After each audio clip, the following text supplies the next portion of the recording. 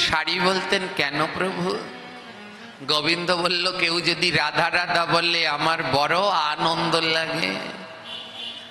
আর রাধা রানী শাড়িকে শিখাতো কৃষ্ণ কৃষ্ণ বলো। শাড়ি বলতো কেন কৃষ্ণ কৃষ্ণ কেন? রাধা রানী বললেন, কেউ যদি কৃষ্ণ কৃষ্ণ বলে তাহলে আমার বড় আনন্দ লাগে। নারদ ঋষি ভগবান শ্রীকৃষ্ণকে বললেন, প্রভু এই কলিহত জীবদের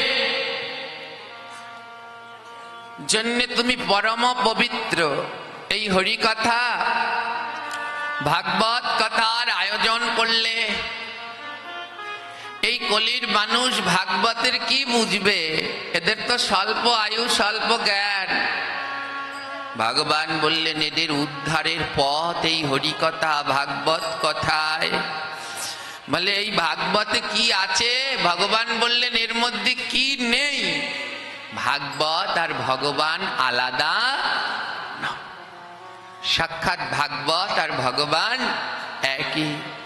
ভগবান বললেন, ভাগবতের প্রথম আর দ্বিতীয় স্কন্ধ আমার দুই চরণ, তৃতীয় আর চতুর্থ স্কন্ধ আমার দুই উরুর সমান। ভাগবতের পঞ্চম স্কন্ধ আমার নাভি জানিও, ভাগবতের ষষ্ঠ স্কন্ধ আমার বক্ষের সম, ভাগবতের সপ্তম অষ্টম স্কন্ধ আমার দুই বাহু জানিও,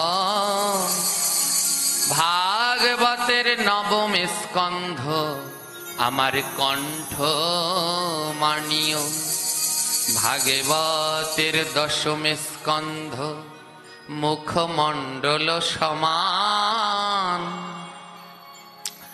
ভাগবতের একাদশ স্কন্ধ হয় আমার ললাট প্রধান, ভাগবতের দশম স্কন্ধ আমার মস্তক সমান, দ্বাদশ স্কন্ধে আমি বিরাজ করি সর্বক্ষণ।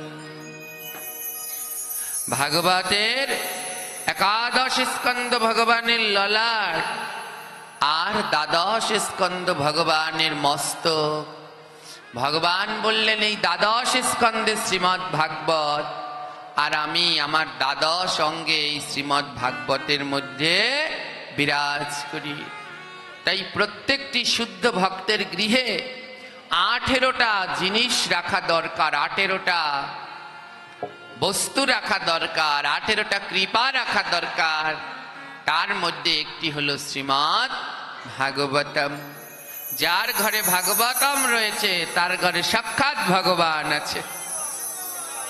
বলে আমি যদি ভাগবত পড়তে না পারি, বলে গৃহের মধ্যে ভাগবত রেখে প্রতিদিন ভাগবতে ফুল তুলসী দাও, বলে তাতে লাভ কি? গোবিন্দ বললেন, আমার পরম পবিত্র গ্রন্থ শ্রীমদ্ ভাগবত কেউ যদি গৃহের মধ্যে রেখে প্রতিদিন ফুল তুলসী দিয়ে অর্চন করে, ভগবান বললেন ওই গৃহে কেউ যদি ভাগবত পাঠ করার মতো নাও থাকে, আমি ওই গৃহে এক পরম কৃষ্ণ ভক্তকে পাঠিয়ে দেই ওই ভাগবত পাঠ করবার জন্য।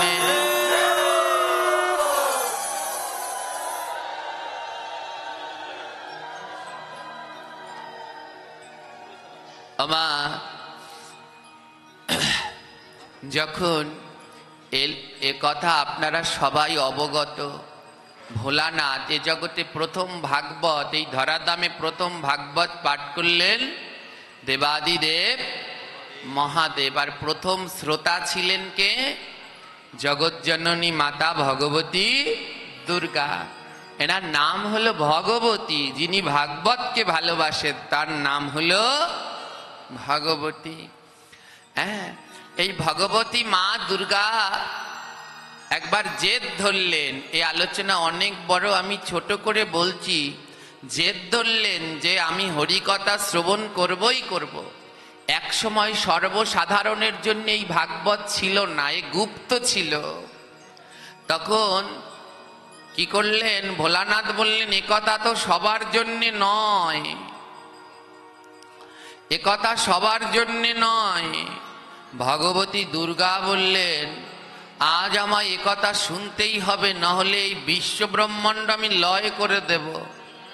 তখন এই হরিকথা শোনাবার জন্যে ভোলানাথ একটি গুহা নির্মাণ করলেন, এর নাম হলো অমরনাথ গুহা। সেইখানে বসে পার্বতী এই ভোলানাথের কাছে হরিকথা শ্রবণ করলেন। ভগবতী মা পার্বতী তমগুণে আচ্ছন্ন, আর তমগুণ আচ্ছন্ন থাকলে বেশিক্ষণ হরিকথা শ্রবণ করা যায় না, চোখে ঘুম চলে আসে। হ্যাঁ, চোখে ঘুম চলে আসে। তো মা পার্বতী কি করলেন, অল্প সময় হরিকথা শ্রবণ করেই ঘুমিয়ে পড়লেন। আর শ্রীমতী অপার করুণা কৃপায় বললেন এ তো মা পার্বতী তো সম্পূর্ণ ভাগবত কথা শ্রবণ করতে পারবেন না। তাই অপার করুণাময়ী শ্রীমতী সুখ পাখিকে আদেশ করলেন, যাও তুমি গিয়ে ওই গুহার কোটরে বসে হরিকথা শ্রবণ করো। এমন ভাবে শ্রবণ করবে যেন পরবর্তীকালে তুমি এই কথা জগতে প্রচার করতে পারো। সেই সুখ মানে হলো ওই দুটো টিয়ে পাখি পালতো, একটার নাম সুখ আর একটার নাম শাড়ি। কৃষ্ণ যেই পাখিটা পালতো এর নাম হলো কি, কৃষ্ণ যেটা পালতো এর নাম শাড়ি। সুখ বলে আমার কৃষ্ণ গিরি ধরে ছিল, আর শাড়ি বলে আমার রাধা শক্তি সঞ্চারিল। তো রাধা রানী কি করলো, বলে বৃন্দাবনে কেউ যদি থাকে কৃষ্ণের গুণগান করতে, তাহলে সে হলো সুখ পক্ষী। ওর মতো এত কৃষ্ণ গুণগান আর কেউ গাইতে পারে না। সেই সুখ পাখিকে নিয়ে রেখে দিলেন সেই অমরনাথ গুহার ছোট্ট এক গর্তের মধ্যে। বলে এখানে বসে তুমি ভোলানাথের কথা এমন ভাবে শোনো যেন পরবর্তীকালে জগৎ জীব সবার মাঝে তুমি প্রচার করতে পারো। আমা মাঝে মাঝেই আমি পাঠে একটা কথা বলি, নৌকা বিলাস কীর্তনের ভিতরে ভগবান শ্রীকৃষ্ণ সখীদেরকে বললেন সব সখীরে পার করিতে নেব আনা আনা। আর রাধারানীর বেলায় কি নেবে, তোমার বেলা নেব সখী তোমার কানের সোনা। বলে সবাইকে আনায় আনায় পার করব। রাধারানী বলল তোমার বেলায় নেব তোমার কানের সোনা। কানের সোনা মানে কানের দুল অলংকার, এটা কানের সোনা। রাধারানীকে বললেন তোমার বেলায় কানের সোনা নেব। এখানে রাধারানী ভক্ত তত্ত্ব, আপনারা সবাই মা। ভগবান বললেন তোমাদের বেলা পার করতে কানের সোনা নেব। বলে কেন, তোমার কি অলংকারের ঠেক লাগলো আমাদের কানের দুল নিয়ে যাবে? ভগবান বলল ওই সোনা নয় গো, ভাগবত সোনা, নাম সোনা। বলে দুই কর্ণে এমন ভাবে ভাগবত শোনো, নাম শোনো, ওটা সোনার মতো করে কানে রেখে দাও। অন্তিম কালে কি শুনেছিলে, এই যে হরিকথা শুনছো, শুনে ভুলে গেলে চলবে না, এটা কানের মধ্যে ধারণ করে রাখতে হবে। গোবিন্দ বলে শেষের দিনে দেখব কে কতটুকু ধারণ করতে পেরেছো। তাই গোবিন্দ বললেন সব সখীরে পার করিতে নেব আনা আনা, আর তোমার বেলায় নেব সখী তোমার কানের। বুঝতে পারলেন কোন সোনা নেবে? ভাগবত সোনা, নাম সোনা। এর থেকে শ্রেষ্ঠ কিছু আছে? ভগবান বললে ওটা কানে ধরে রাখো, শেষের দিনে দেখবো কতটুকু জমা করেছো। সুখ পাখিকে বলল সুখ প্রাণ ভরে শুনে নাও আমার গোবিন্দের পরম কথা, পরবর্তীকালে তোমায় এটা জগৎ মাঝে প্রচার করতে হবে। সুখ পাখি প্রাণ ভরে সেই ভোলানাথ বলছে, আর সুখ পাখি প্রাণ ভরে শ্রবণ করছে। এদিকে ভোলানাথ চোখ বন্ধ করে, তখন কোনো লিখিত গ্রন্থ ছিল না, তখন গ্রন্থ পাঠ হতো স্মৃতি এবং শ্রুতি শাস্ত্রের মধ্যে দিয়ে। স্মৃতি মানে মাথায় ধরে রাখা, শ্রুতি মানে শুনে মনে রাখা। তো ভোলানাথ চোখ বন্ধ করে পাঠ করছেন। পার্বতীকে বলল, পার্বতী তুমি মাঝে মাঝে দুই একটা শব্দ বলবা। কি শব্দ? হ্যাঁ, হু, না, একটু বলবা, নহলে আমি বুঝতে পারবো না তুমি আমার কথা বুঝতে পারছো কি। হ্যাঁ, বুঝতে পারছেন আপনারা মায়েরা? বুঝতে পারছেন? মাঝে মাঝে একটু হ্যাঁ না কিছু বলবেন, নাহলে তো আমিও বুঝতে পারবো না। এমনিতেই মাঝে মাঝে আপনাদের কিছু কথা বুঝতে পারি না, খাতি আসো। তারপরে দেবানে তো কি করলো, সুখ পাখিকে বলল, ওই ভোলানাথ পার্বতীকে বলল মাঝে মাঝে একটু হু শব্দ করো। পার্বতী কিছু সময় ভাগবত শুনে ঘুমিয়ে পড়লেন। ভোলানাথ ভাগবত পাঠ করে চলছে, কিন্তু কোনো হু শব্দ। ভোলানাথ থেমে গেলেন, আরে কেউ তো কোনো শব্দ করছেন না।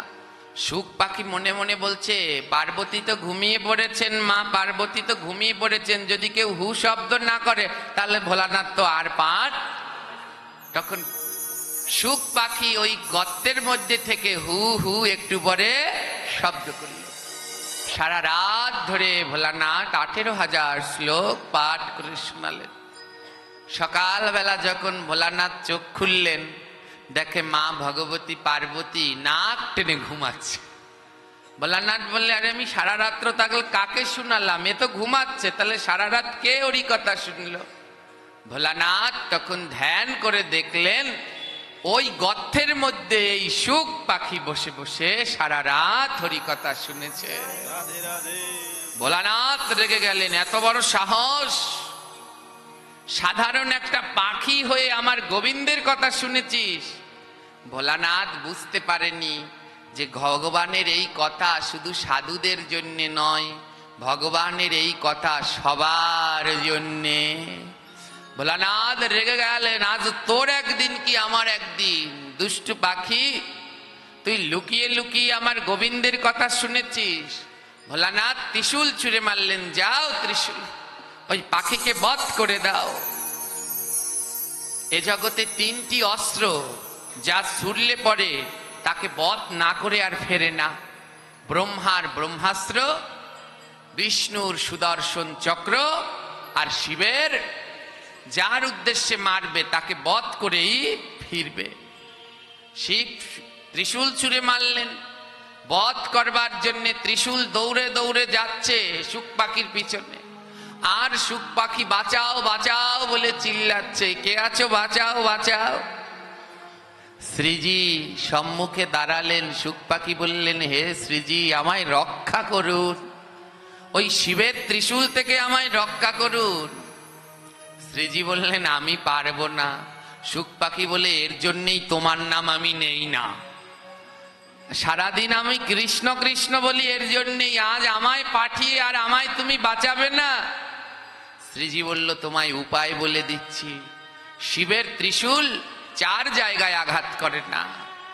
কোনো গাভীকে আঘাত করে না, কোনো নারীকে আঘাত করে না, কোনো শিশুকে আঘাত করে না, কোনো ব্রাহ্মণকে আঘাত করে না। সুখ পাখি বলছে, আমি তো এই 4টার একটাও না। আমি কোনো ব্রাহ্মণও না, আমি কোনো নারীও না, গাভীও না, শিশুও না, তার মানে আমায় তো এ ত্রিশূল আর ছাড়বে না। রাধারানী বলে, এবার তুমি কি করবে ভেবে দেখো। আমি এটুকুই বলে দিলাম, এই 4 জনকে শিবের ত্রিশূল আঘাত। সুখ পাখি ভাববে কি, ও তো দৌড়েই দিশে পায় না, ত্রিশূল পিছন পিছন আসছে আর দৌড়াচ্ছে। সকাল হয়ে গেছে তো। বেদব্যাসের সহধর্মিনী, নাম হলো তার বিথিকা। বিথিকা সকাল বেলায় স্নান করে সূর্য প্রণাম করছে। বিথিকা স্নান করে সূর্য প্রণাম করছে। সুখ পাখি তো দৌড়াচ্ছে আর ওই বিথিকার দিকে নজর পড়েছে।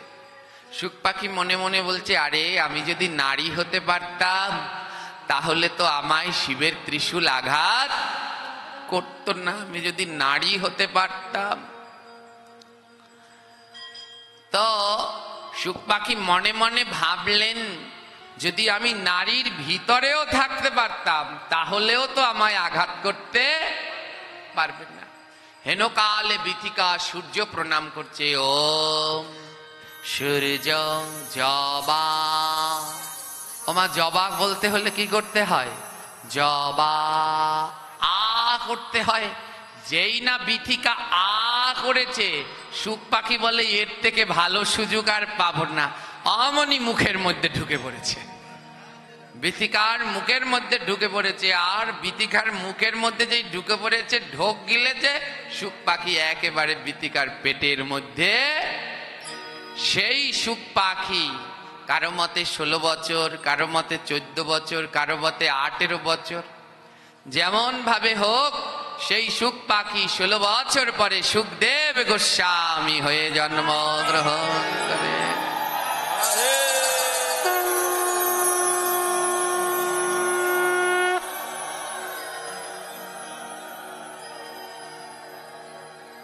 তাই যেইখানে ভাগবত কথা, হরি কথা হয়, সেইখানে যেমন বৃন্দাজি তুলসীকে রাখতে হয়, তদ্রূপ সুখ এবং শারীর প্রতীক রূপে এই টিয়া পক্ষীকেও রাখতে হয়। এর আরো একটি মাহাত্ম্য আছে। হ্যাঁ, যে দেবদেবীর পুজো করেন তার সাথে তার বাহন না থাকলে পুজো হবে কি? জোরে বলুন, হবে? যে দেবদেবীরই পুজো করেন, দুর্গার পুজো করতে হলে তার বাহন সিংহ লাগবে। আগে কিন্তু বাহনের পুজো হয়, তারপরে দেবীর পুজো হয়। বিশ্বকর্মার পুজো করতে হলে তার বাহন হাতি থাকে, সরস্বতীর পুজো হলে তার বাহন। তদ্রূপ যিনি ভক্তির দেবী তার নাম তুলসী, আর তুলসী দেবীর বাহন হলো টিয়া পক্ষী। তাই যেইখানে তুলসীকে রাখতে হয় সেইখানে টিয়ে পক্ষীর প্রতীকও রাখতে হয়। এর জন্যে ভাগবতে ব্যাসাসনে এই টিয়া পাখি রাখতে হয়। এরা হলো সুখ আর শারীর প্রতীক। সুখ শারী রূপে এদেরকে প্রণাম জানাতে হয়। এরাই হলেন রাধারানীর এবং কৃষ্ণের দুই প্রিয় পাত্র। রাধারানী যখন শুক পাখি বলতো যে কৃষ্ণ বললে আমি কি পাবো, রাধারানী বলল, তোকে অধরামৃত দেব, তোকে চুমু দেব, অধরামৃত অধর সুধা দেব। তার রাধারানী নিজের অধর সুধা দিতেন শুক পাখিকে। তার জন্যই তো শুকদেব গোস্বামী এই হরিকথা, এই ভাগবত প্রথম পাঠ করলেন, জগৎ জীবের জন্যে প্রথম পাঠ করলেন। তাই ভাগবত পুরাণ হলেও কোনোদিন পুরাণ না।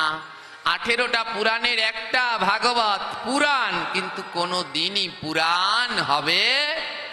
যতই হরিকথা শ্রবণ করবেন ততই মধুর মধুর মধুর লাগবে।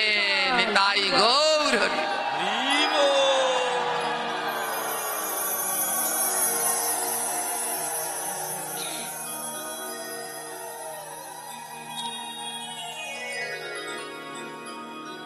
এবার বুঝতে পারলেন তো মায়েরা, কি জন্যে এই ব্যাসাসনের সম্মুখে টিয়ে পাখি রাখা হয়। প্রত্যেক গৃহে রাখা উচিত। কারো ঘরে যদি বৃন্দা দেবীর চিত্রপট থাকে, কিসের চিত্রপট আছে, তাহলে দেখবেন ওখানে বৃন্দা দেবীর বাহন কি রয়েছে?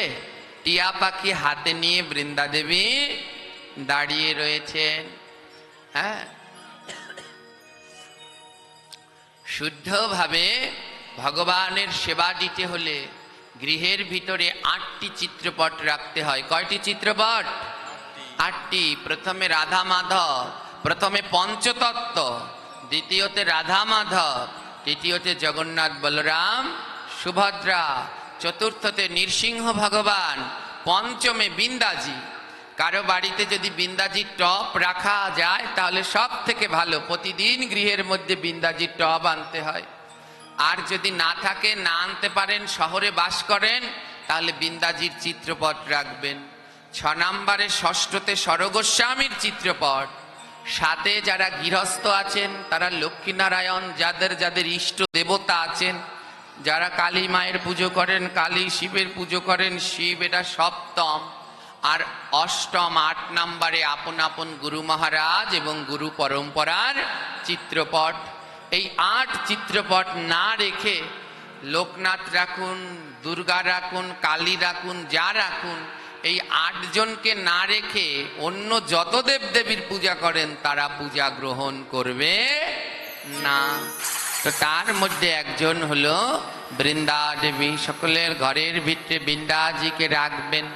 সব থেকে উত্তম হয় বৃন্দাজির টব, তুলসী বৃক্ষ নিয়ে যেতে পারলে, আর না পারলে বৃন্দাজির চিত্রপট রাখবেন। আর ওখানে টিয়া পাখির প্রতীক রাখা উত্তম। জয় নিতাই। আজ ভগবানের পরম এই পবিত্র মধুময় কথায় ভগবান বললেন, এ কথা শ্রবণ করলে কি হয়? বলে জীবের জন্ম জন্মান্তরের পাপরাশি সব ধুয়ে মুছে ছাপ হয়ে যায়। যদি ধ্যান দিয়ে ভক্তি ভরে একথা শ্রবণ করতে পারেন মা, যেই কুলেই জন্মান গোবিন্দ কৃপা হবেই হবে। বংশ কুল এসব দিয়ে ভগবানকে পাওয়া যায় না। ভগবানকে পেতে হলে দরকার ভক্তি, নির্মল ভক্তি। নির্মল ভক্তি ছাড়া গোবিন্দ কৃপা সম্ভব নয়।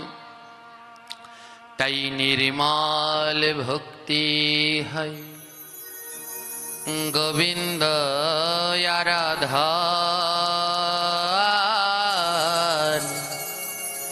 নির্মল ভক্তিতে মেলে ব্রজেন্দ্র নন্দন। যেই কুলে জন্ম নাও ক্ষতি নাই তাতে, কৃষ্ণ কৃষ্ণ বলে ডাকো দিন কিংবা রাতে। যেই কুলেই জন্ম নাও সদা সর্বদা ভগবানকে ডাকো। হ্যাঁ, অসুর কুলে জন্ম নিয়েও গোবিন্দকে লাভ করা যায়।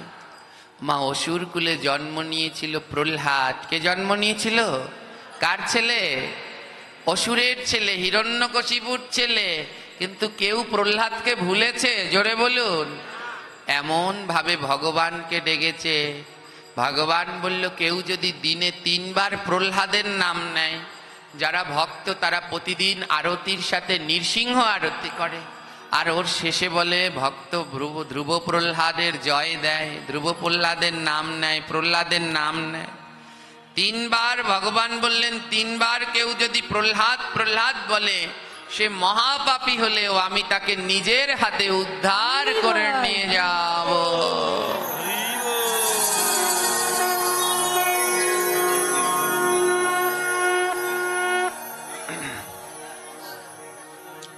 তেমনি অসুর কুলে এক অসুর জন্মগ্রহণ করেছিলেন। এই অসুরের নাম ছিল মেধাসুর। এই অসুরের বাবা বৃত্তাসুর, ঋত্তাসুর এবং ভাই ছিল মেঘাসুর, মা ছিল জবটি। সবার মনের ভিতরেই অসুর ভাব। কিন্তু মেধাসুর গোবিন্দ বই অন্য কিছু বোঝে না, সদা সর্বদা ভগবানের নামে ডুবে থাকে। ভগবানের নাম ছাড়া তার অন্য কিছু নেই। সদা সর্বদা গোবিন্দের নামে মেধাসুর ডুবে থাকে, নাম বই কিছু বোঝে না। তার বাবা, বড় ভাই, মা প্রতিদিন এসে মেধাসুরকে বুঝায়, মেধাসুর তুমি যে গোবিন্দের নাম করছো, এ গোবিন্দ তো তোমার আপন নয়, এ গোবিন্দ তো আমাদের শত্রু। মা, অসুর না দূরে নেই, অসুর আমাদের কাছেই আছে। অসুর কারা জানেন? যারা ভগবানকে সহ্য করতে পারে না তারাই অসুর। যারা ভগবানের নাম সহ্য করতে পারে না ভগবানের শ্রী বিগ্রহ সহ্য করতে পারে না। এরা অন্য কেউ নয়, এরা সব অসুর।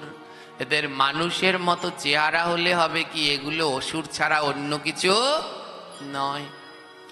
মেধাসুর প্রতিদিন আপন মনে গোবিন্দের নাম করে, গোবিন্দ বই কিচ্ছু বোঝে না। তার বাবা মা বুঝায় এই ভগবান আমাদের শত্রু, এ আমাদের মিত্র নয়। কিন্তু কে শোনে কার কথা? বলে এ জগতে কেউ যদি বন্ধু থাকে, এ জগতে কেউ যদি ভালোবাসার মানুষ থাকে, তাহলে সে হলো আমার পরমেশ্বর ভগবান শ্রীকৃষ্ণ। মা এ জগতে যাকেই ভালোবাসবেন, আজ এবং কাল যাকেই ভালোবাসবেন, একদিন না একদিন তার কাছ থেকে ঠকতে হবেই হবে। এটা সহজ সরল সত্য। একজনকে ভালোবাসলে কোনোদিন ঠকা লাগবে না, সে হলো আমার প্রাণ গোবিন্দ। এছাড়া যাকে ভালোবাসবেন তার কাছেই ঠকবেন। হ্যাঁ, এক রাজা ছিলেন জানেন তো, ভাগবত চরিত্র। তার গুরুদেব রাজাকে বললেন, রাজা এই সংসার অনিত্য, এতে কোনো সুখ নেই, এতে কোনো আনন্দ নেই। যা সুখ ভাবছো এটা প্রকৃত সুখ নয়। গুরুদেব রাজাকে বলল, রাজন আমার সাথে চলো, আমার সাথে চলো, এ জীবন ভজন করে সাধন করে কাটাও। রাজা বলল, পারবো না। গুরুদেব বলল, কেন পারবে না? বলে আমার স্ত্রী আমায় এত ভালোবাসে, সে আপনিও জানেন না। আমার স্ত্রীর মতো আমায় এত ভালো কেউ বাসেন না। গুরুদেব বলল, ও তাই? গুরুদেব তো অন্তর্যামী, তিনি তো সব জানেন। গুরুদেব একটা ফল দিলেন রাজাকে, রাজা এই ফলটা নেও, এটা খাও। বলে এটা খেলে কি হবে? তোমার যত অসুখ বিসুখ আছে সব চলে যাবে। হ্যাঁ, তোমার সুস্থ দেহ হবে, তুমি ভালো থাকবে। এই ফলটা নেও, এটা নিয়ে তুমি খাও। রাজা ফলটা নিয়ে বাড়ি চলে গেলেন। গুরুদেবের সাথে গেলেন না, ধ্যান দিন। গুরুদেব ডাকলেন, গুরুদেবের সাথে গেলেন না, বাড়ি চলে গেলেন। কেন? তার স্ত্রী তাকে অনেক ভালোবাসে। রাজা কি করলেন? ফলটা নিয়ে স্ত্রীকে দিলেন। স্ত্রী বলে, এ ফলের খেলে কি হবে? বলে এ ফল খেলে শরীর সুস্থ থাকবে, আপনি ভালো থাকবে। স্ত্রী বলে, এই ফল খেলে সুস্থ থাকবে, রোগ ব্যাধি হবে না, ভালো থাকবে। রাজার রানী বলছে, তাহলে এই ফলটা আমি খাবো না। কারণ রানী না রাজাকে ভালোবাসে না, রানী ভালোবাসে রাজার যিনি রথ চালায় সেই রথের সারথিকে। যেই রানীকে রাজা এত ভালোবাসে, যার জন্য গুরুদেবের কথা মতো গেলেন না, সেই রানী রাজাকে মোটেও ভালোবাসে না। রানী ভালোবাসে কাকে? রাজার রথের সারথিকে। রাজা ফলটা নিজে না খেয়ে রানীকে দিলেন। দেখুন কতটা ভালোবাসে, কিভাবে ঠকছি আমরা। নিজে না খেয়ে সেই ফলটা দিলেন রানীকে, আর রানী সেই ফলটা নিজে না খেয়ে দিলেন রাজার রথের সারথিকে। সারথির কাছে নিয়ে বলছে, রানী দেখো এই ফলটা তুমি খাও, সারাদিন রোদে রোদে ঘুরে বেড়াও, এই ফলটা খেলে তুমি সুস্থ থাকবে। রানী সারথিকে কত ভালোবাসে। ফলটা নিয়ে সারথিকে দিলেন, রানী চলে গেলেন। সারথি রানীকে ভালোবাসে না, সারথি ভালোবাসে রাজার বাইজিকে। হ্যাঁ, এটাই জগতের নীতি। তাই যে যাকে ভালোবাসো শিখে নাও, ঠকতে হবেই হবে। সারথি মনে মনে বলল, এ ফলটা খেয়ে আমি কি করব? এ ফলটা নিয়ে আমি আমার ওই রাজার বাইজিকে দেব। সারাদিন ওই দুষ্টু রাজাটা আমার ভালোবাসার মানুষকে দিয়ে নাচ দেখায় সবাইকে, ওর কত কষ্ট হয়। এই ফলটা নিয়ে আমি বাইজিকে দেব, এটা খেলে ও অনেক ভালো থাকবে। সারথিও ফলটা খেলেন না, ও নিয়ে দিল ওর ভালোবাসার মানুষ বাইজিকে। জানেন কি আশ্চর্য, বাইজি আবার ওই সারথিকে ভালোবাসে না, বাইজি ভালোবাসে ওই রাজাকে। বাইজি ভালোবাসে কাকে? যেই রাজাকে গুরুদেব ফলটা দিয়েছেন। বাইজি বলে, আমি এ ফলটা খেয়ে কি করব? রাজা সারাদিন ঘুরে বেড়ায়, কত কষ্ট কত পরিশ্রম, ফলটা রাজাকে দেই। বাইজি ভালোবেসে ফলটা রাজাকে দিলেন, রাজামশাই এই ফলটা খান, এটা খেলে না শরীর ভালো থাকে, সুস্থ থাকে। রাজা যেই ফলের দিকে তাকালেন, আরে এ ফল তো আমার গুরুদেব আমায় দিয়েছে।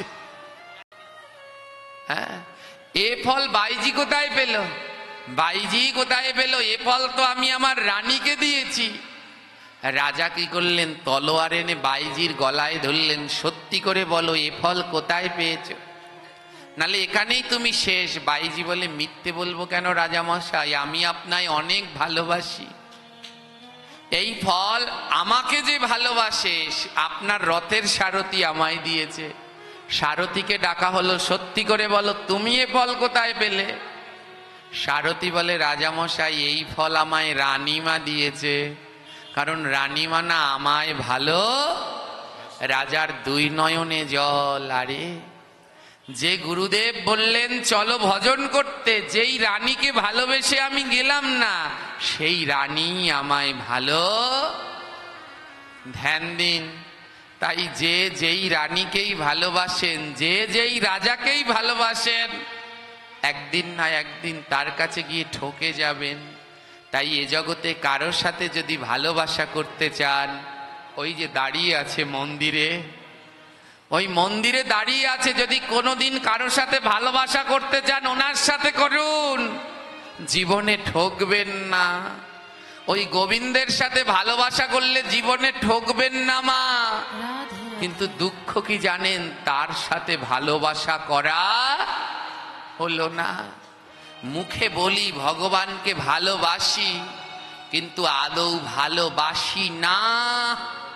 যদি ভগবানকে ভালোবাসতাম, তাহলে আমি যেমন 3 বেলা অন্ন ভোগ পাচ্ছি, অন্ন প্রসাদ খাচ্ছি, আমার গোবিন্দকে কোনোদিন ফল মিষ্টি খেয়ে রাখাতে পারতাম না। যদি ভগবানকে ভালোবাসি, হ্যাঁ, ওই যে রাধাবল্লভ বৈষ্ণবজি পথ লিখেছেন, তোমার মুখে যাহা মিঠা লাগে তাহাই দিও গোবিন্দের ভোগে। যেটা খেয়ে তুমি বাঁচো সেটাই যেন আমার গোবিন্দকেও দিও। এক টুকরো ফল দেই, একটু চিনি, একটু বাতাসা, ওটা খেয়ে কি আমরা সারা বছর থাকতে পারি? জোরে বলুন, পারি কি? তাহলে কেমন ভগবানকে ভালোবাসি? অত্যন্ত দুঃখ মা। এটার নাম ভালোবাসা নয়, এটার নাম ভালোবাসা নয়। সর্বস্ব দিন গোবিন্দ চরণে। গোবিন্দ মন্ত্রতন্ত্রে খুশি নয়, গোবিন্দ ভক্তিতে খুশি। যা আমি গ্রহণ করছি ওটা যেন গোবিন্দকে দিয়ে সেটা গ্রহণ করতে পারি, তাহলে তার নাম ভালোবাসা। ভগবান বললেন আমি ভালোবাসায় থাকি। ভালোবাসা মানে অট্টলিকা রাজপ্রসাদ নয়।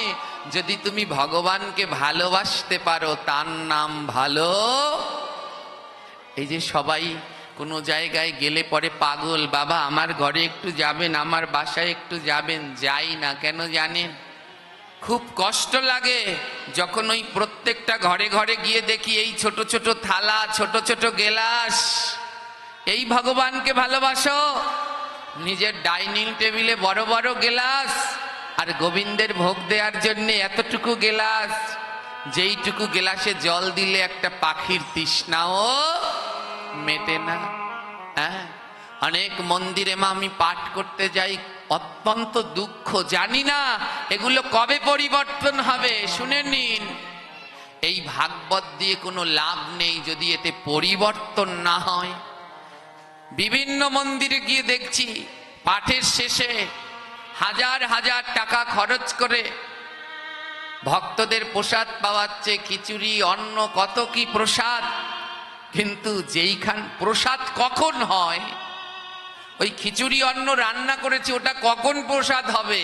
যদি ওটা ভগবানকে দেয়া। সবাইকে দিচ্ছে কিন্তু আসলের জায়গায় খোঁজ নেই। সেই গোবিন্দ মন্দিরেই অন্নভোগ হলো। এই পাপের হাত থেকে কেউ রেহাই পাবে না, আমরাও পাবো না। আমরাও যে বক্তাগণ বক্তব্য দিতে গেছি, আমাদেরও গোবিন্দ শেষের দিনে ধরবে। কি বুঝালে, ওখানে গিয়ে কি শিখালে? ওই মন্দিরে আমি উপবাসী রইলাম, আর তোমরা পাঠ করতে গিয়ে ছানার রসা ধোকার রসা খেয়ে বাড়ি যাচ্ছ, আর সেই মন্দিরে আমি রইলাম অনাহারি। সেদিন আমিও রেহাই পাবো না মা। তাই ধ্যান দিন, একটু বোঝার চেষ্টা করুন। এই অপরাধ থেকে আমরা বেরিয়ে আসি। ভগবানকে অত কিছু লাগবে না, একটু ভক্তি ভরে একটা আলু সিদ্ধ আর অন্ন দিন, তবুও দিন, তবুও ভগবানকে দিন।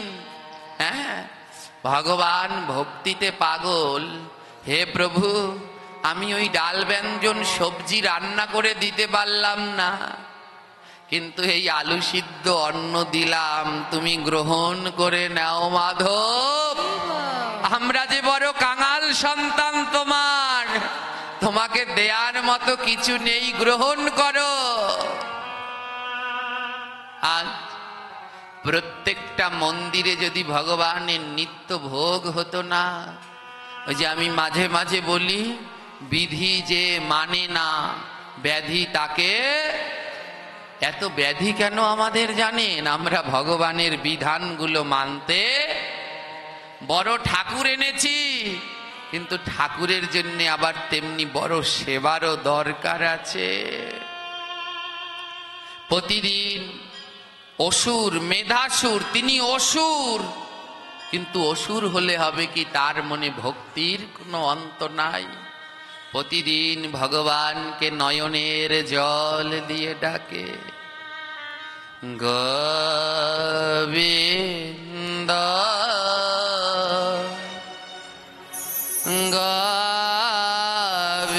গোবিন্দ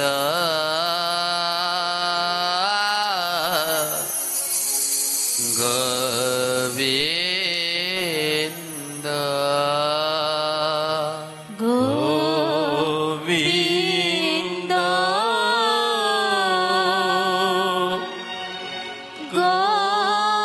গোবিন্দ গোবিন্দ গোবিন্দ গোবিন্দ ও গোবিন্দ রাধে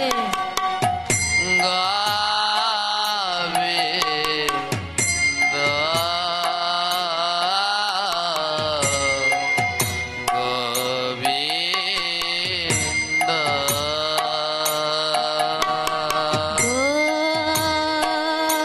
গোবিন্দ হরি বল, হরি বল।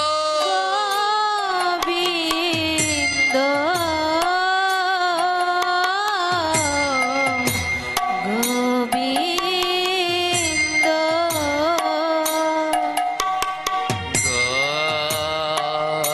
গোবিন্দ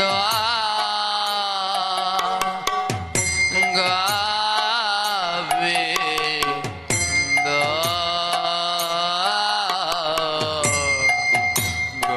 গোবিন্দ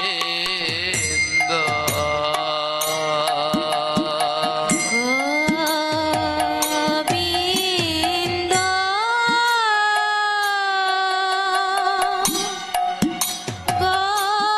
গোবিন্দ ডাকো ডাকো, দুই নয়নের জল দিয়ে প্রাণ ভরে ডাকো। মেধাসুর দুটি নয়ন জলে ভেসে ভেসে প্রতিদিন ভগবানকে প্রাণ ভরে ডাকে। অসুর কুলের রাজপুত্র মেধাসুর, কিন্তু মনের ভিতরে কোনো রাজ ভাব নেই। বলে এ জগতে সাহেব হলে গোবিন্দকে পাওয়া যায় না। বলে এ জগতে গোবিন্দকে যদি পেতে চাও, তাহলে কাঙাল হয়ে যাও। বলে কেমন কাঙাল হতে হবে? বলে ভক্তের দরজার কাঙাল হয়ে যাও, ভক্তের চরণের কাঙাল হয়ে যাও। ভক্ত চরণে কাঙাল না হলে কোনোদিন ব্রজেন্দ্র নন্দন পাওয়া যায় না। ও গোবিন্দ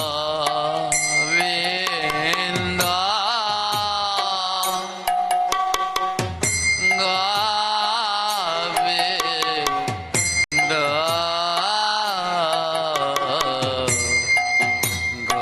গোবিন্দ গোবিন্দ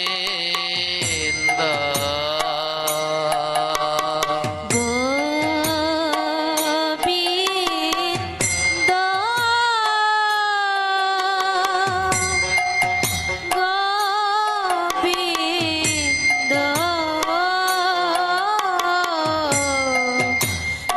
গোবিন্দ ও গোবিন্দ হরি বল গোবিন্দ গোবিন্দ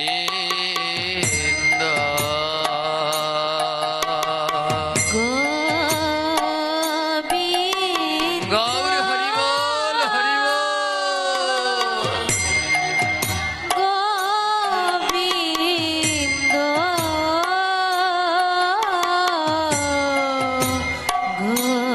গোবিন্দ বলে নামে নামি নামে, বলে নাম যদি করতে পারো নামি ভগবান তোমার কাছে নেমে আসবে। ওমা ভগবানের এই নাম করলে ভগবান আসে। প্রশ্ন করতে পারেন বাবা, কই কত নাম করি আমার কাছে তো ভগবান আসে না। বলে এমন ভাবে নাম করলে ভগবান আসে না গো। সেই দিন ভগবান আসবে যেই দিন নাম করার সময় দুই নয়ন থেকে অজর ধারায় জল ঝরবে। রাধে রাধে যেদিন দুই নয়নের জল দিয়ে ভগবানকে ডাকতে পারবে সেদিন আমার গোবিন্দ আসবেই আসবে। গোবিন্দ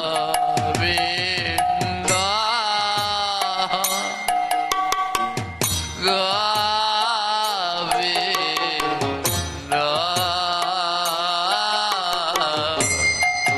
গোবিন্দ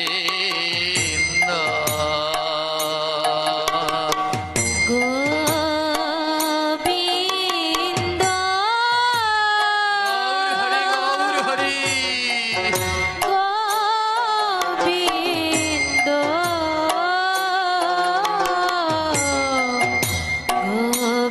গোবিন্দ ও ভক্ত, এত ভগবানকে ডাকি কই আমার দুই নয়নে তো জল ঝরছে না। আর নয়নের জল দিয়ে না ডাকলে তো আমার গোবিন্দ আসে না। বৈষ্ণব বললেন শোনো মহাজন, এ জগতে সবার নয়নে জল ঝরে না। বলো না বলো না কি করলে আমার নাম করার সময় দুই নয়নে জল ঝরবে।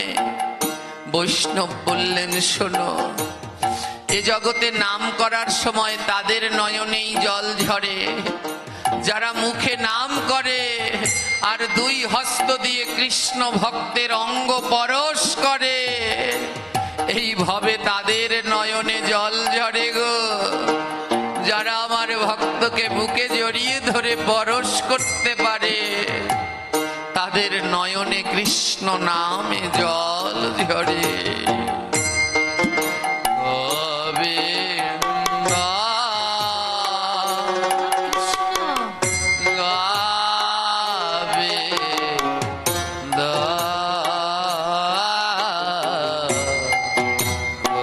গোবিন্দ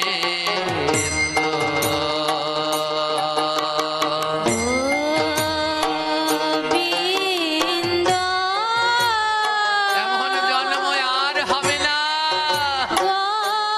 বদল পেয়ে মুখে নাম করো, দুইটি হস্ত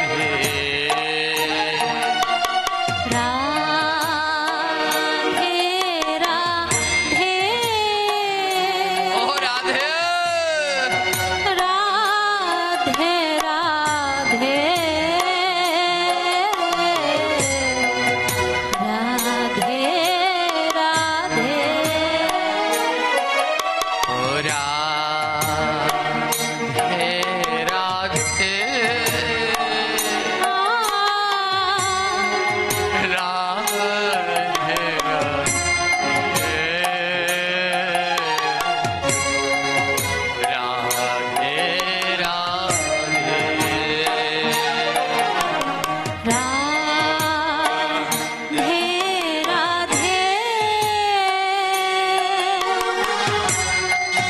রাধে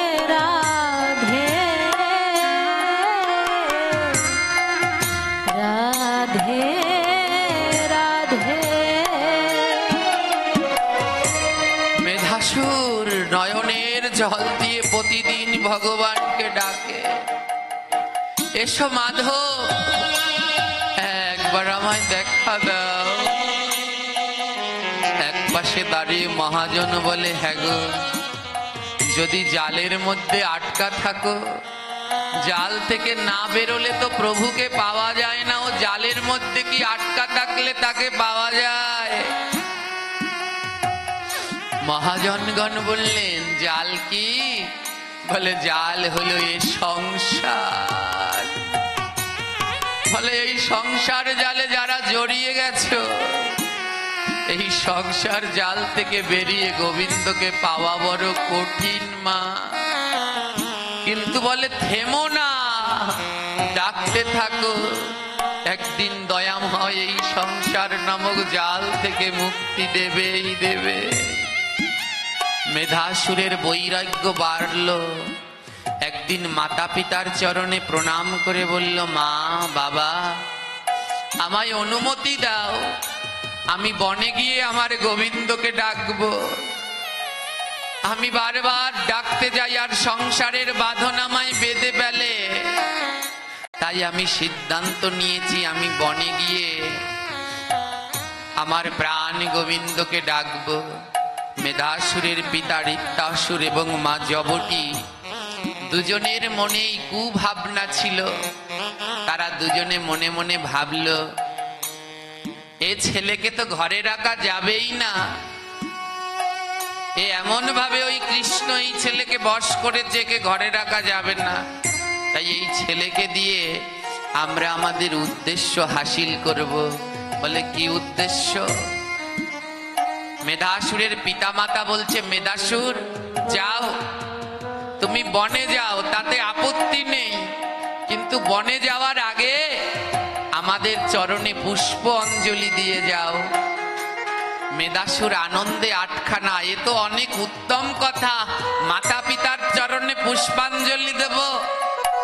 মেধাসুরের মা বাবা বলে, প্রতিজ্ঞা করো, আমাদের চরণে অঞ্জলি দেবে তো? মেধাসুর বলল, হ্যাঁ বাবা, হ্যাঁ মা, আমি প্রতিজ্ঞা করলাম তোমাদের চরণে অঞ্জলি দেব। মেধাসুর ছুটে বন থেকে পুষ্প চয়ন করে নিয়ে এসেছে, মাতা পিতার চরণে অঞ্জলি দেবে। কিন্তু মেধাসুরের মাতা পিতার মনে কুভাবনা রয়েছে। তারা বললেন, শোনো মেধাসুর, এই পুষ্প দিয়ে অঞ্জলি দিলে আমরা গ্রহণ করব না। মেধাসুর বললেন, তাহলে বলো মা, বলো বাবা, কি দিয়ে অঞ্জলি দিলে গ্রহণ করবে? মেধাসুরের মাতা পিতার মনে দুরভিসন্ধি। দুজনে বললেন, শোনো, আমাদের চরণে যা দিয়ে অঞ্জলি দিতে হবে। বলে, কি দিয়ে? ওই দুরভিসন্ধি যুক্ত দুজন মনে মনে সিদ্ধান্ত নিয়ে রেখেছেন। মেধাসুরকে বললেন, শোনো মেধাসুর, এই জগতে যত কৃষ্ণ ভক্ত আছে, সকল কৃষ্ণ ভক্তের হাত কেটে এনে আমাদের চরণে অঞ্জলি দিতে হবে।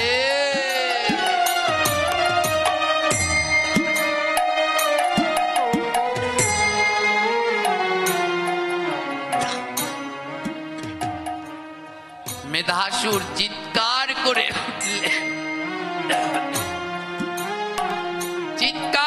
উঠলেন, আমি পারবো না, এ কোনদিন হয়? এ জগতে সমস্ত অপরাধের ক্ষমা হয়, কিন্তু বৈষ্ণব অপরাধের ক্ষমা নেই। বৈষ্ণবের অঙ্গে আঘাত করা, বৈষ্ণবের মনে আঘাত দেয়া, এ বৈষ্ণব অপরাধ। আমি পারবো না।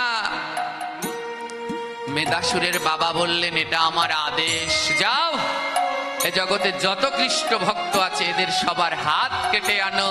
এরা যেন আর যজ্ঞ না করতে পারে, এরা যেন আর ভোগ রান্না করতে না পারে, এরা যেন আর জপ না করতে পারে, তাহলেই এদের ভগবান দুর্বল হয়ে যাবে। আর ওই ওই ভগবান দুর্বল হয়ে গেলে আমরা অসুররা জেগে উঠব। মেধাসুর বলে, বাবা, ভক্তদের হাত কাটলে কি তাদের দুর্বল করা যায়? কোনোদিনই যায় না বাবা, তুমি ভুল ভাবছো। মেধাসুরের পিতা বললেন, অত শত জানি না, যাও যত কৃষ্ণ ভক্ত আছে সবার হাত কেটে নিয়ে আসো। মেধাসুর বললেন, আমি পারবো না। মেধাসুরের পিতা বললেন, যদি কোনো কৃষ্ণ ভক্ত সন্তান পিতার আদেশ পালন না করে, মায়ের আদেশ পালন না করে, তাহলে সে কোনোদিন কৃষ্ণ ভক্ত হতে পারে না। কি করলেন জানেন? মেধাসুর পড়লেন ধর্ম সংকটে। একদিকে পিতার আদেশ, আরেকদিকে বৈষ্ণব অপরাধ। আজ মেধাসুর বৈষ্ণবের দরজায় গিয়ে করজোর করে দাঁড়ালেন, দুই নয়নে জল ঝরছে। ভক্তগণ বলছে, মেধাসুর, তোমার নয়নে জল কেন? মেধাসুর বলছে, জানো, আমার বাবা বলছে যত ভক্ত আছে তাদের হাত কেটে এনে অঞ্জলি দিতে। কে কে আমায় হাত দেবে বলো? যেই ভক্তের কাছে গিয়ে বলে হাত কেটে দিতে হবে, ওমা এ জগতে ভক্তের থেকে দয়ালু আর কেউ হয় না। যারা ভক্ত তাদের কাছে চাইতে হয় না, তারা আপনি ভক্ত সেবার জন্যে ছুটে আসে। এই যে আমাদের ওখানে আমার গোপালের আঙিনায় প্রতি বছর আমি চেষ্টা করি যেমন করে পারি এই ভক্তদের একটু সেবা করাতে। দেখুন, আমি কারো কাছে বলিও না, চাইও না। এই বাবা আপনি থেকে এগিয়ে আসলেন, আর এই বছর অনুষ্ঠানের যত অন্ন লাগবে তার খরচটা আমায় দিয়ে দিলে। এই হলো ভক্ত। আজ মেধাসুর গিয়ে দাঁড়ালেন, ভক্তরা বলে, নেও না, তোমার মতো ভক্তকে দেয়ার মতো তো আমাদের কিছু নেই, হাত দুটো লাগবে, নিয়ে নাও। কেমন ভক্ত দেখেছো? হাত দুটো বাড়িয়ে দিলেন। মেধাসুর পিতৃ আদেশ রক্ষা করবার জন্যে ধারালো তরবার দিয়ে কৃষ্ণ ভক্তদের হাত কাটতে লাগলেন। এক এক করে ভক্তের হস্ত কাটিতে লাগিল,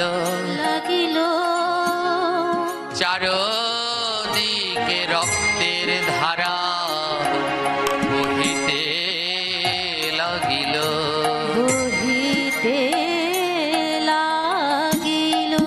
হায় হায় রব উঠিল পৃথিবীর মাঝে, ইহা দেখি প্রাণ গোবিন্দে নয়নের কোণে সাজে। আজ চারদিকে সমস্ত কৃষ্ণ ভক্তদের হাত কেটে নিচ্ছে মেধাসুর, আর চারদিকে হায় হায় রব উঠেছে।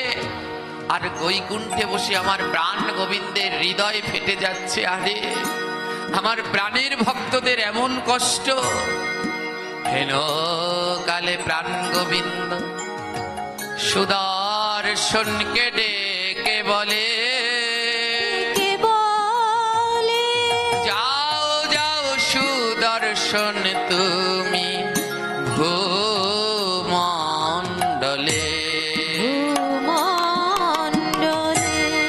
মেধাসুরের মস্তক করহ ছেদন,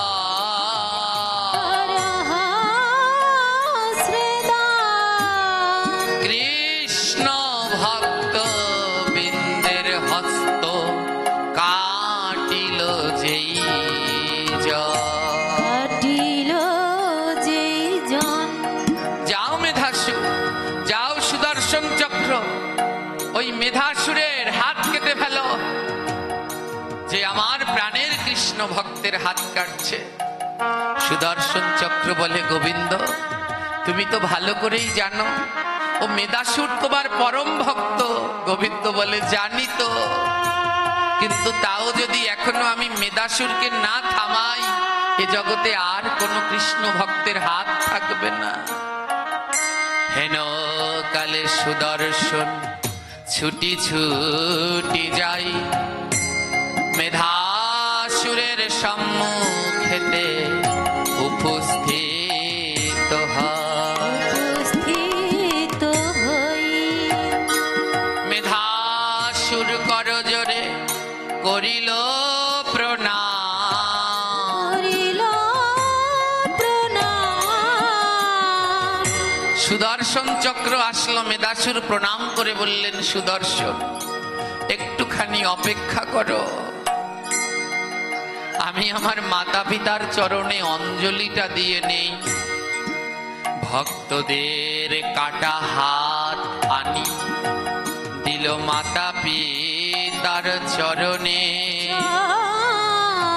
চরণে উল্লাস করে অসুর মনোভাব ওই দুই জনে। ওই দুই জনে যখনই ভক্তদের সেই কাটা হাত দিল আর সেই উল্লাস করতে লাগলো দুই জনে, অসুর মনোভাব তো। এবার মেদাসুরের বাবা বলছে, মেদাসুর জগতের সব কৃষ্ণ ভক্তের হাত এনেছিস? মেদাসুর বলে, বাবা একজনার হাত বাকি আছে, সবারটা এনেছি, শুধু একজনার হাত বাকি আছে। মেদাসুরের বাবা বলছে, তাড়াতাড়ি যা, তার হাতটাও কেটে নিয়ে আয়। মেদাসুর বলে, বাবা সেটা আর অন্য কেউ নয়, সেটা আমি। সুদর্শন চক্রকে মেধাসুর ডাকিয়া যে কয়, ডাকিয়া যে কয়, হাত নয় মস্তক আমার যেন ছেদন হয়ে যায়। যেন ছেদন হয়ে যায়। ও সুদর্শন চক্র, আমার হাত না, আমার মস্তকটা কেটে ফেলো। সুদর্শন চক্র মেদাসুরের মস্তক কাটতে আসলেন, আর যখনই মস্তক কাটতে আসলেন, সুদর্শন চক্রকে মেধাসুর বললেন, আর একটুখানি দাঁড়াও, এই একটু সময় দাও। সুদর্শন চক্র বলে, কেন? মেধাসুর বলে, জানো গোবিন্দ এই হাত দুটো দিয়েছেন ভক্তের চরণ ধুলি নেয়ার জন্যে, এই হাত দুটো দিয়েছেন ভক্তের অঙ্গ পরশ করবার জন্যে। একটু পরে তো এই দেহে আর প্রাণ থাকবে না, তাই যাবার বেলায় একবার ভক্তের অঙ্গ পরশ করে যা।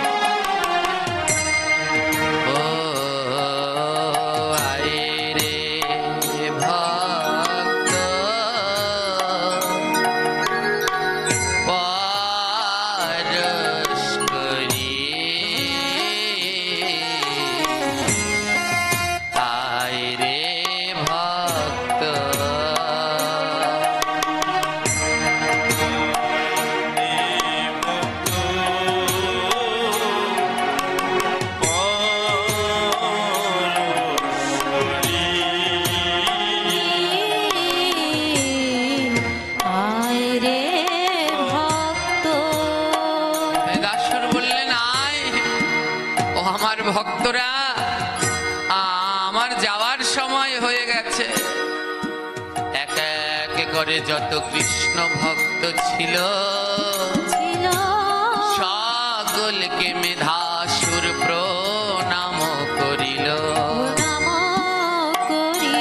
আর সেইখানে সুদর্শন চক্র মেধাসুরের মস্তক ছিন্ন করিল।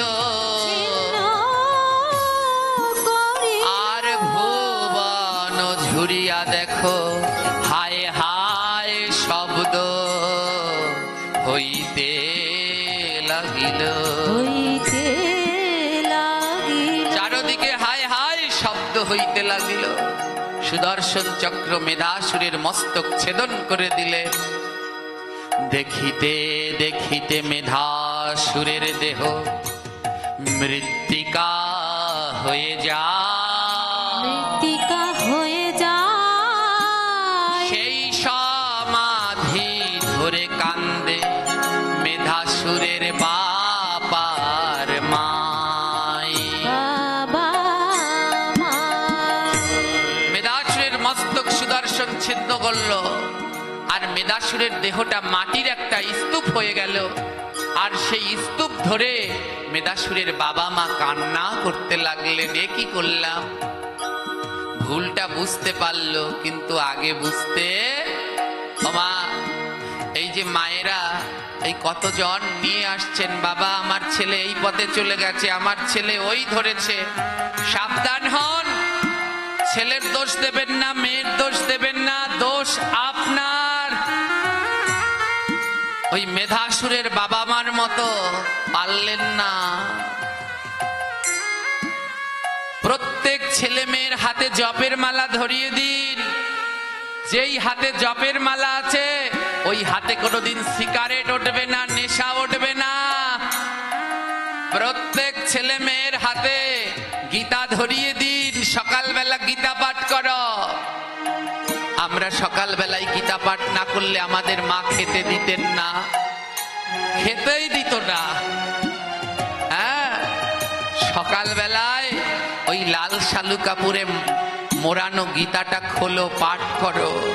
যারা লাল শালু কাপড়ে মোড়ানো গীতাটা খুলে প্রতিদিন পাঠ করবে, ওই ছেলে মেয়েরা বড় হলে অন্য মেয়ের আঁচল ধরে টানবে না। কারণ ওরা গীতা ভাগবতের আঁচল খুলেছে, ওরা অন্য আঁচল ধরবে না, বংশের মুখে চুনকালি দেবে না।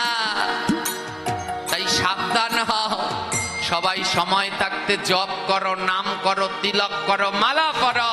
এমন দুর্লভ জন্ম আর পাবে না। মেধাসুরের বাবা মা হায় হায় করতে লাগলেন, এ কি করলাম। আমাদের ছেলে বারবার বলল সাধু সঙ্গ করো, নাম করো, করলাম না। আজ আমাদের ছেলেই আর রইল না, সব হারিয়ে ফেললাম। আর এইদিকে পরম ভক্ত মেধাসুরের এহেন মৃত্যু দেখে বৈকুণ্ঠে আমার গোবিন্দের মন বড় খারাপ হয়ে গেছে। কারো সাথে কয় না কথা, কারো সাথে হাসে না, প্রাণ গোবিন্দের মনে আমার বড়ই যন্ত্রণা। কারো সাথে কয় না কথা, কারো সাথে হাসে না, প্রাণ গোবিন্দের মনে আমার বড়ই বেদনা। আজ সমস্ত দেবগণ মিলে সিদ্ধান্ত নিলেন, আমার গোবিন্দের মন এত খারাপ, কি করে ভালো করা যায়। সবাই বলল এক একটা করে উপহার নিয়ে যাই, উপহার দিলে মন ভালো হয়। তো কাউকে একটা কিছু দিলে পরে মনটা খারাপ থাকলেও ভালো হয়ে যায়। এক একজনে এক একটা বস্তু নিয়ে গোবিন্দকে উপহার দিচ্ছে, কিন্তু কিছুতেই আমার গোবিন্দের মন ভালো হচ্ছে না। ব্রহ্মার দুই স্ত্রী সাবিত্রী আর গায়ত্রী, আর দুই স্ত্রী সাবিত্রী আর গায়ত্রী। ব্রহ্মার দুইজন স্ত্রী, কি নাম? সাবিত্রী। এবার সাবিত্রী গায়ত্রী বলল, হে ব্রহ্মাদেব, সবাই গোবিন্দকে একটা একটা উপহার দিচ্ছে, আপনি দেবেন না? ব্রহ্মা বলে, সাবিত্রী গায়ত্রী তোমরাই বলো গোবিন্দকে কি দেয়া যায়। সাবিত্রী গায়ত্রী বলে, গোবিন্দের জন্য কিছু ফল নিয়ে যাই আমরা। কি নিয়ে যাবে? ফল। গোবিন্দের 5টি প্রিয় ফল রয়েছে। কয়টি প্রিয় ফল? 5টি প্রিয় ফল। প্রথমটি হরতকি, দ্বিতীয়টি আমলকি,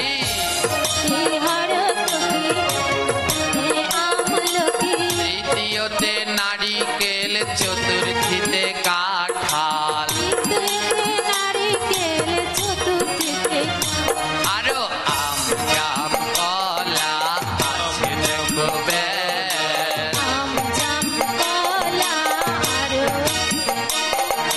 গোবিন্দের প্রিয় ফলের ভিতরে প্রথমটি হলো হরিতুকি। প্রথমটি কি? আর দ্বিতীয়টি আমলকি। এই যে আমলকির মাহাত্ম্য চলে গেল কিছুদিন আগে, আমি এখানে ছিলাম, আপনারা জানেন না। আমলকি ব্রত মাহাত্ম্যের সময় গোপালগঞ্জেই ছিলাম আমি, বৈকুণ্ঠ চতুর্দশীর সময়। তো ব্রহ্মা বললেন ভগবানের প্রিয় ফলের প্রথম ফলটির নাম কি? হরিতুকি। কেন গোবিন্দের প্রিয় ফল হরিতুকি জানেন? অন্য এক সময় শোনাবো পাঠ করে। তো ব্রহ্মা বললেন আজ আমি হরিতুকি নেব না। ব্রহ্মা বললেন কিসের জন্য আমার গোবিন্দের মনটা খারাপ?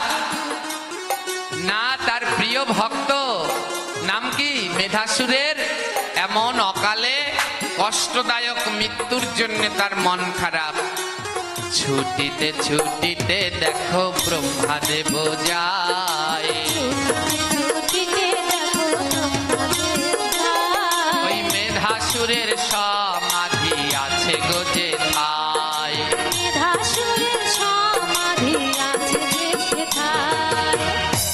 ওমা, মেধাসুরের দেহটা কি হয়ে গেল? একটু আসতে বাজাও। কি হয়ে গেল? মাটি, মৃত্তিকা হয়ে গেল। এবার ব্রহ্মাদেব বললেন আমি গোবিন্দের প্রিয় ফল হরতুকি নেব না। তাহলে কি নেবে? হরতুকির মতো করে গঠন করিল,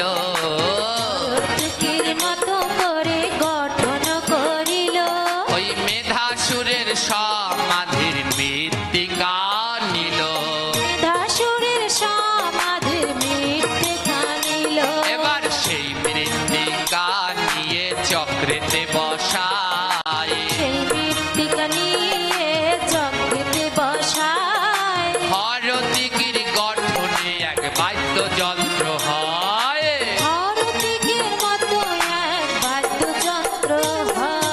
ধ্যান দিন, কথা বলবেন না।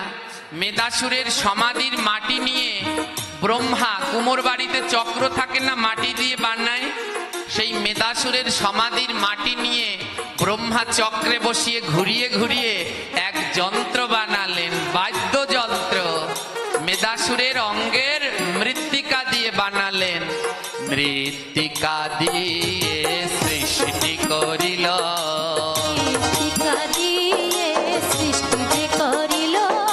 মৃদঙ্গ তাহার নামে যে রাখিল।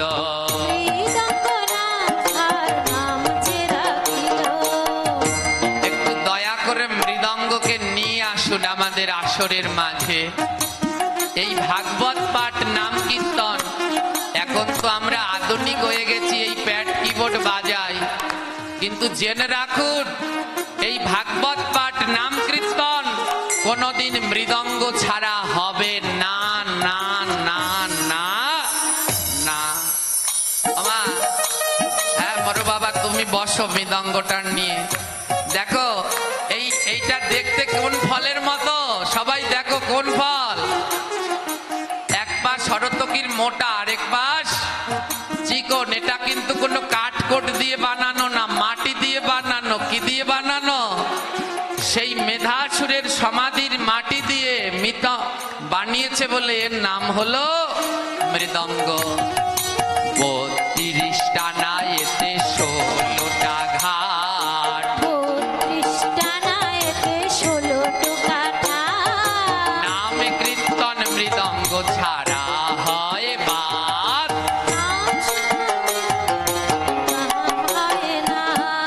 এই মৃদঙ্গের ভিতরে 32টা টানা আছে। কয়টা টানা? আর ঘাট আছে 16টা। জানেন কেন? এই নাম কীর্তনে মৃদঙ্গ না বাজালে নাম হবে? এই যে গোবিন্দ মন্দিরে ঢোল বাজায়, ডাঙ্কা বাজায়, কত বাদ্য বাজায়, এগুলো নিষেধ। গোবিন্দ মন্দিরে মৃদঙ্গ ছাড়া অন্য বাদ্যযন্ত্র বাজানো নিষেধ। এতে 32টা টানা, 16টা ঘাট। এর জন্য মহাপ্রভু অন্য বাদ্যযন্ত্র নেয়নি, মৃদঙ্গকে নিল। কেন জানেন? 16 নাম 32 অক্ষরের প্রতীক। তাই মৃদঙ্গ বাজে দেখো তাকে তাকে ঠিক।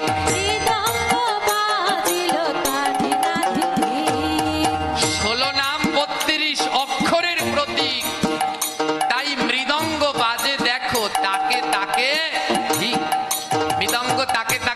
বলে বাজে।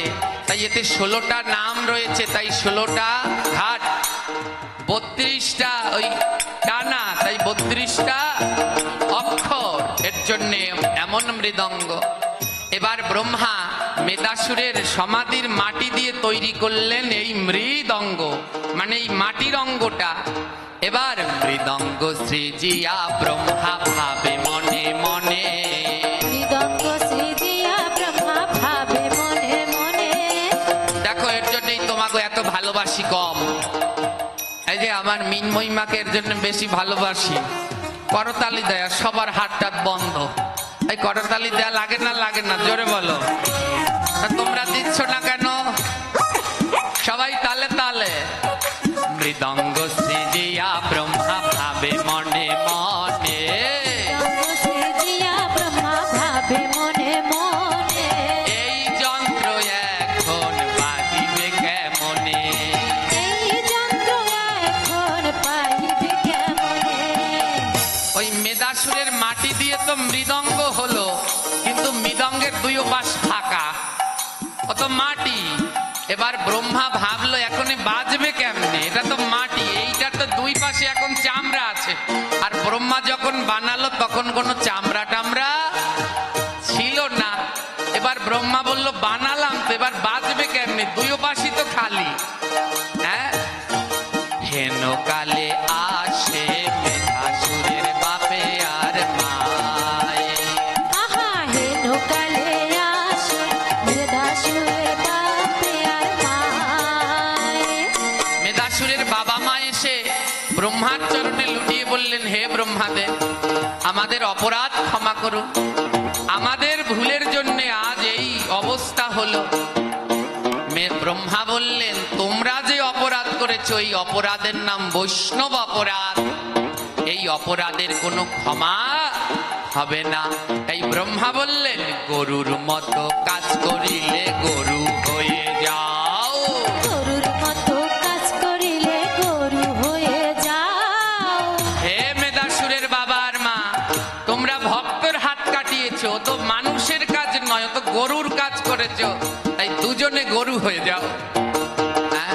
মেধাসুরের বাবা মা বলে, হে ভগবান, হে ব্রহ্মা, আমরা গরু হয়ে যাব তাও ভালো, কিন্তু আমরা যেন কোনোদিন ভক্ত সঙ্গ থেকে বঞ্চিত না হই। মেধাসুরের বাবা মা ব্রহ্মার কাছে বললেন, যেইখানে হয় ভক্তের সঙ্গ, সেইখানে হয় ভক্তের সঙ্গ, সেইখানে আমরা দুজন থাকিব, সেইখানে আমরা দুইজনে থাকিব। মেধাসুরের বাবা মা বলল, হে ব্রহ্মাদেব, আমরা গরু হব তাও রাজি, কিন্তু যেখানে ভক্ত সঙ্গ হয় আমাদের সেখান থেকে যেন বঞ্চিত করো না, সেখানে যেন থাকতে পারি। ব্রহ্মাদেব বলে, তবে তাই হোক, কিন্তু যতদিন চন্দ্র সূর্য থাকবে, হে মেধাসুরের বাবার মা, তোমরা যে পাপ করেছো এই পাপের কোনো ক্ষমা হবে না। তোমরা বৈষ্ণবের হাত কেটেছো, তার জন্য তোমাদের শাস্তি পেতে হবে। মেধাসুরের বাবা মা বলল, বেশ, আমরা শাস্তি পেতে রাজি, কিন্তু আমরা সাধু সঙ্গ থেকে যেন বঞ্চিত না হই। ব্রহ্মাদেব বলল, তবে শোনো, তোমাদের